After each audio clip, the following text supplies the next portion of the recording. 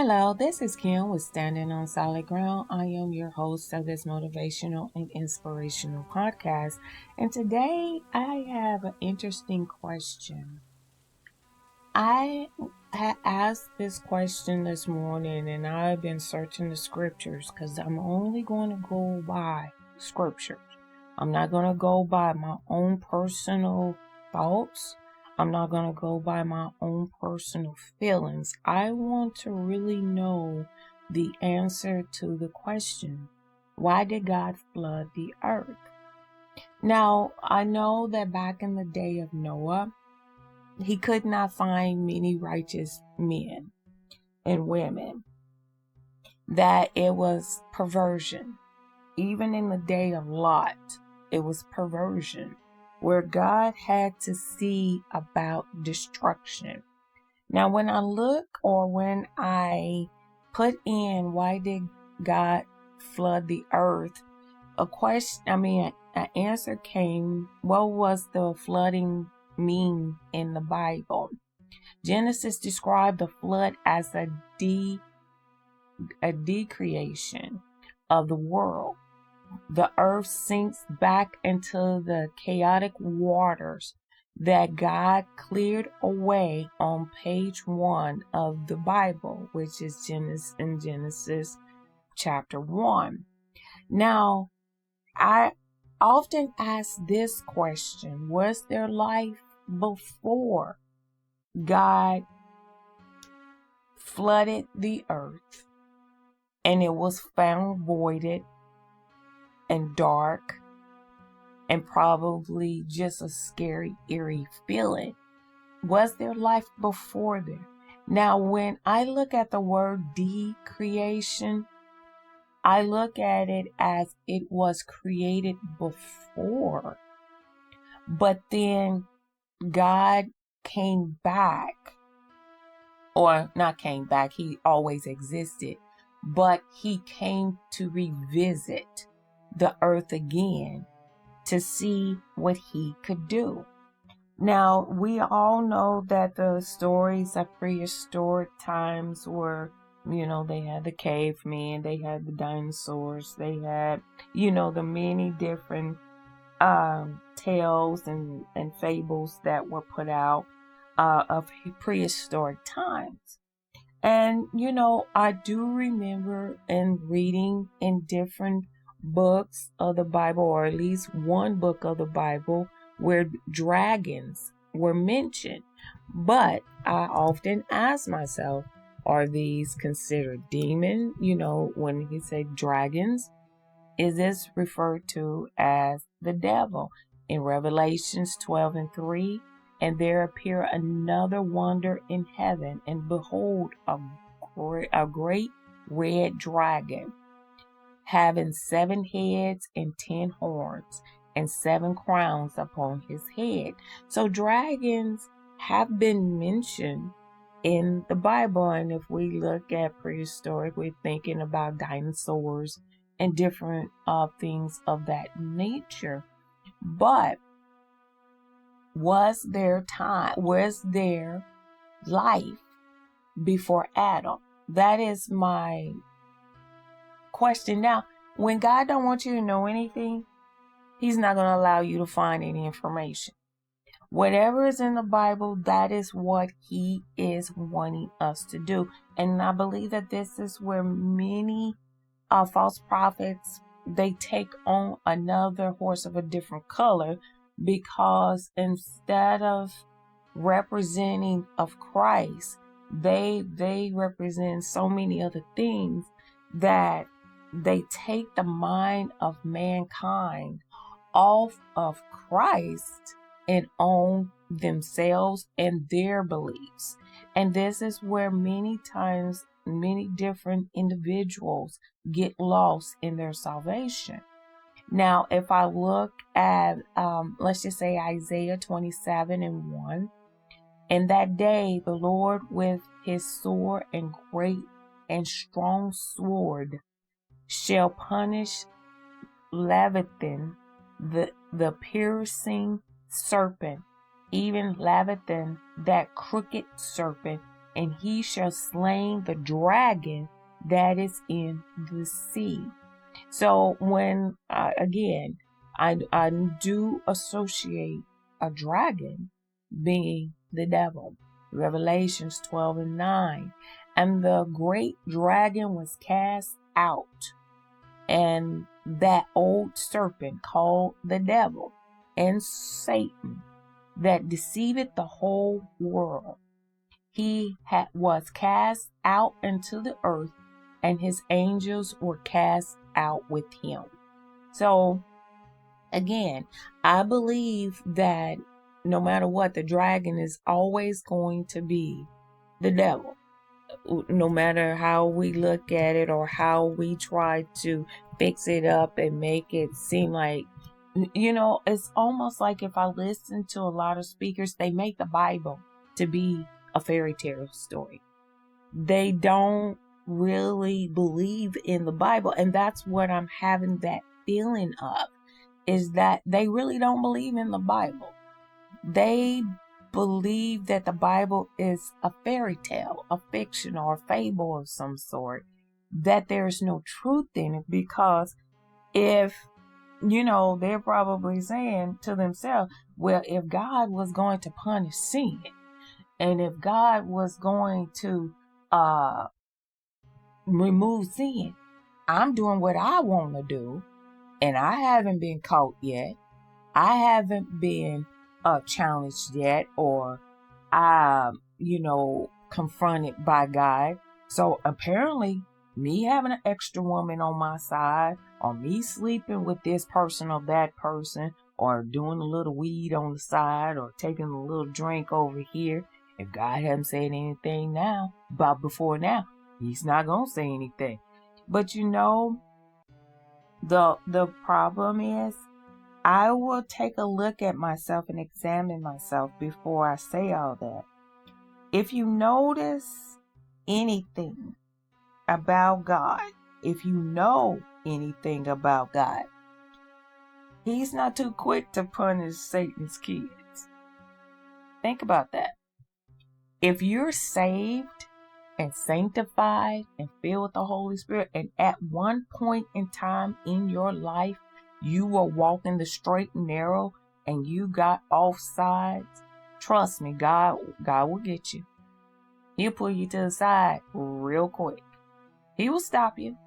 But if your heart was never with God, do you think that God is going to come after you? You already of Satan. He's not going to fool with Satan's kids. Now, he's going to punish them all at the end. And he might be punishing some now, even in today's time. But you notice something. Those that are true to God, or those that were on the straight and narrow in the beginning, but got off track, those are the ones that God punishes. He said he chastens the ones that he loved. Think about that. He chastens the ones that he loved. Meaning that if he isn't chastening you or punishing you for the sins that you do, can you ask yourself the question, is God loving me? Do God love me? But the better question is this: do you really love God? Just really take that in now. Lord, no, I didn't even know where this conversation was even going to go. But the Lord knew. I didn't know, but the Lord knew. Hebrews 12:6, for whom the Lord loveth, he chasteneth, and scourgeth every son whom he receiveth. Now, has he received you as his son or his daughter, his child? Has he received you as his own? And that is something that we really got to sit back and think about. Because if we are of him, he's going to chasten us. He's going to punish us. He is going to correct us with his rod of correction. That's what that rod is. That rod is the rod of correction. And and the Bible stated also, the ones that spare the rod, that if we go to Proverbs 13:24, he that spareth his rod hateth his son, but he that loveth him chaseth him betimes.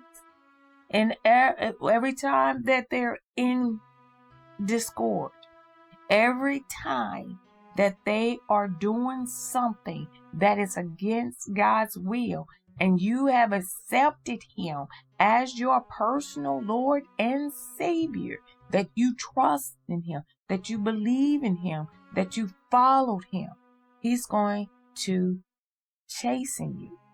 If you don't believe me, look at Moses. Moses was in his presence.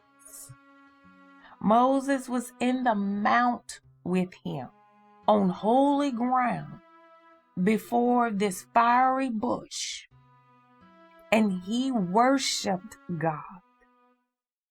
He talked with Moses, and Moses spoke with God. The minute he told him, go speak to the rock, and he smoked it instead, God was not happy with him, and guess what he did? He chastened him. If you look at Solomon was one of the greatest kings.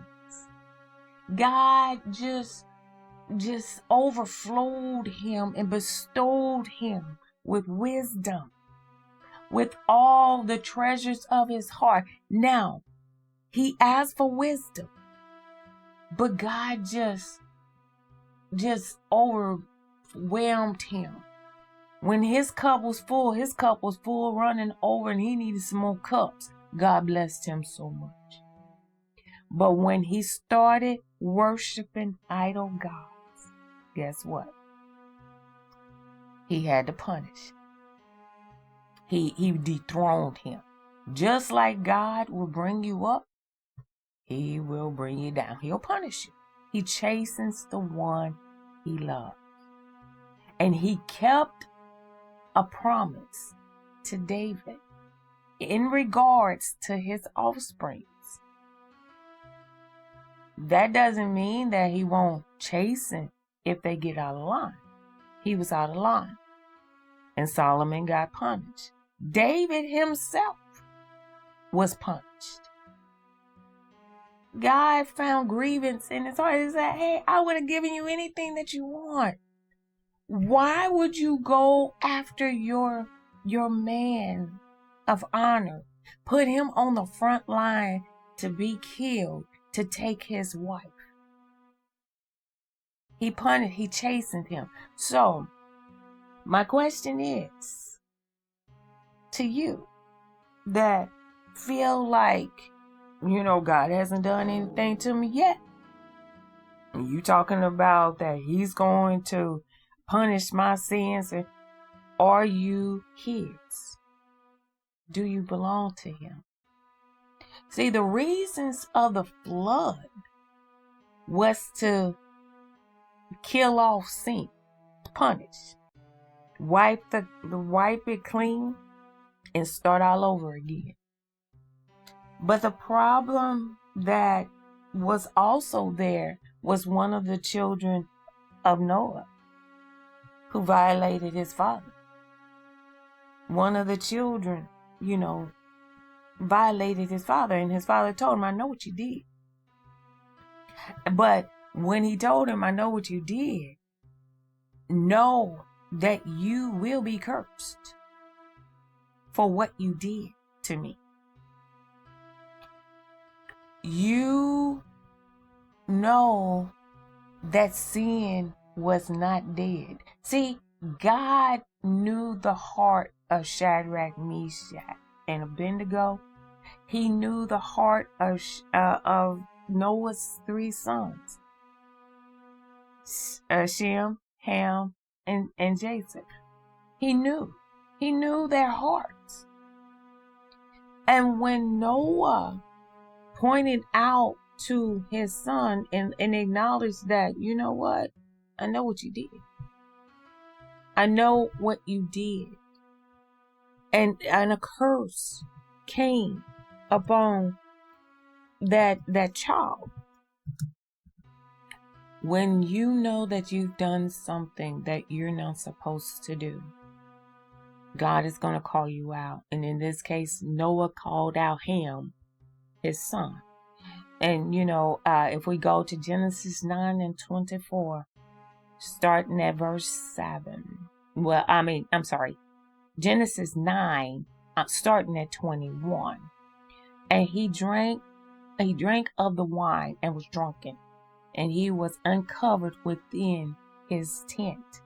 And Ham, the father of Canaan, saw the nakedness of his father and told his two brethren without.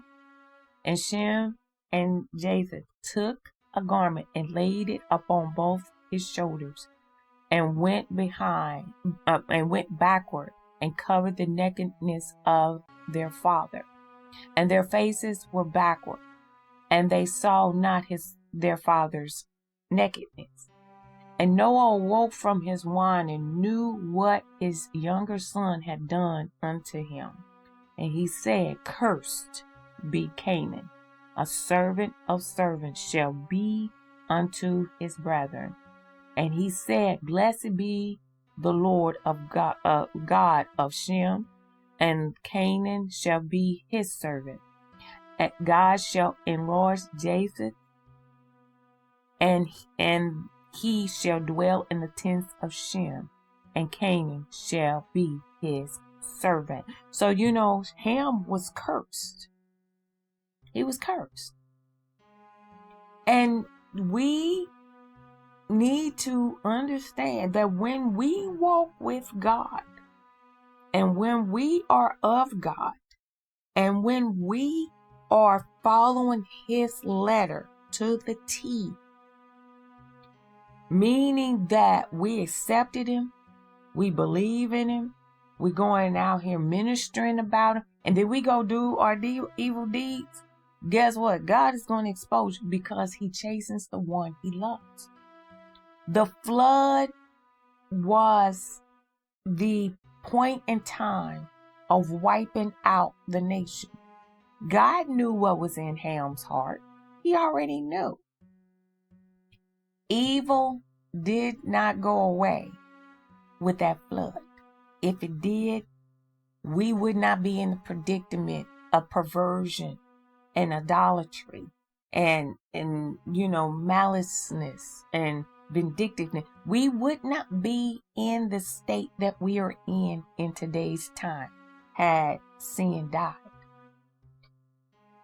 The reasons why I believe that God allowed sin to stay, or the devil to stay in this world, is to prove us, is to show us that we will do something or will not do anything. God already knows what we will and won't do. He already knows that. But it's good. It is quick for us to say, God, you never gave us an opportunity. You don't know that I would have sinned before you. You don't know that I wouldn't have 5 and 6 women on the side while I'm married to my wife. You wouldn't have known that I would have. You wouldn't have known that I would have been a murderer. You don't know that. You never gave me an opportunity. So that's why he left the devil in the world. Because he wanted to prove to us, yeah, I did know. But I want only the pure and strong in heart to be with me. I want those that will teach my word faithfully to be with me. So those that are feeling like, you know what? God haven't done anything to me yet. You saying that if I sin against God, that he's going to punish me. That if I sin against God, he's going to punish everyone that sins against him. But those who are following after Christ, those who are walking the straight and narrow and get sidetracked, those are the ones that he's going to chasten publicly, because he chastens the ones he loves. In other words, the ones that he have a relationship with, the ones that he have an open line of communication with, the ones that they diligently seek him and he is in their presence. Those are the ones that he will chasten. Those that are pretending, he's not going to get you just yet. He's giving you time to get your life turned around before the floodgates do open. Before the floodgates do open. But see, he made a promise to Noah that he will never flood the earth again. He said he will never flood the earth again. But he didn't say he wasn't going to destroy the earth. Get that? He said that he wasn't going to flood the earth again. That he will never flood the earth anymore. But he never said that the earth was not going to be punished for its wrongdoing. I believe that the earth is going to be punished by fire, not by a flood anymore. That he's going to open up the pits of hell and he's going to destroy the earth by fire. You know, I mean, look at all that this earth has encountered. Look at all the devastation that this earth has endured. Do you really think the earth is going to last like this forever? No, it's not. It's not. It can't. It can't survive like this forever. Because it's too much destruction. Genesis 9:11, and I will establish my covenant with you. Never shall all flesh be cut off any more by the waters of the flood. Neither shall there any more be a flood to destroy the earth. Now God made this promise to Noah. He said, he told him that he will never, ever, and he promised it.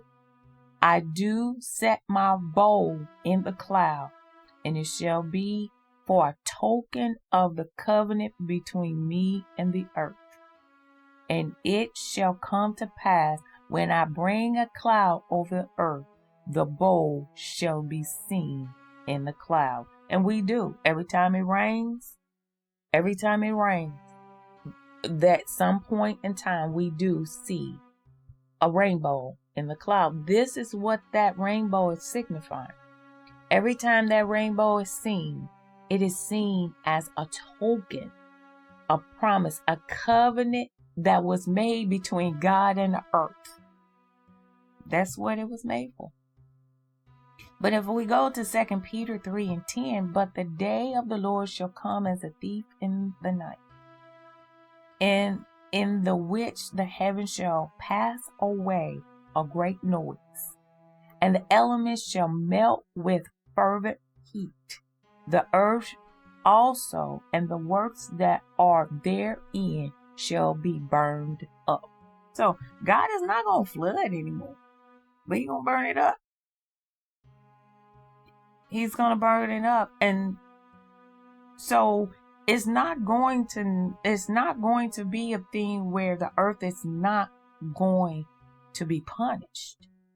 But God said He's just not going to punish it with a flood anymore, or with water anymore. but he's going to punish it with fire. Those of us who are walking with God, I could not read this word of God and not be convicted if I was in wrong. I could not. And those of us that are teaching, speaking, talking about, Bible study, however we put it out there, we're all held to a high accountability. God will chasten me for my wrongdoing if I sinned against him. God will chasten anyone that he loves. I want those that feel like that they got God beat, that they outsmarted God, that, God hadn't did anything to me. By now, he's not going to do anything. Ask yourself this question. Do God love you? Because the Bible already told us, if you're teaching his word and you are leading his flock and you get out of line, he's going to correct you. He is going to correct you. And if you haven't been corrected, then I will have to ask myself, do God even love me? Because he's not even correcting what I'm doing. And I know that I'm doing wrong. I'm doing this for my flesh, not for my spirit. I'm doing this because I want to live good. It's not for the people. It's for me. I want to continue to live good. I don't want to lose out on all this money coming in. I want to enjoy my plush life. So if you believe that the flood of God it was only for those that had sinned back in that time, and God made a promise that he will never flood the earth again. Don't forget that we're going to get punished again. The earth is going to be punished again for all of the things that are against God's will. But only this time, instead of coming with a flood, he's coming with a fire. Yeah, now I did have that question. Why did God flood the earth? He flooded to clear out contaminations. When we wash and disinfect stuff, we're cleaning off the dirt. We're removing stuff that's stained. But what do fire do? Fire purifies. Fire will not only clean it, but it'll purify and make it where any source of elements of destruction will be no more. That's the difference. Water cleaned it. And it cleaned it out pretty good, but it didn't destroy it. Because look at the heart of Ham. Look at what Noah said to him. And he brought a curse upon himself when he did what he did with his father. Think about that. I didn't know where this was going, but God had a way for this to go. Why did God flood the earth? He flooded it to clear it out, to clean it, to start all over again. But sin never left. It didn't clear it out. But fire will. Oh, fire will get rid of it for real. Because, that's where Satan is going. He's going to the lake of fire. Just an interesting question. Just an interesting thought. Water cleans. Fire purifies. This is Kim with Standing on Solid Ground. You have yourself a wonderful and blessed day.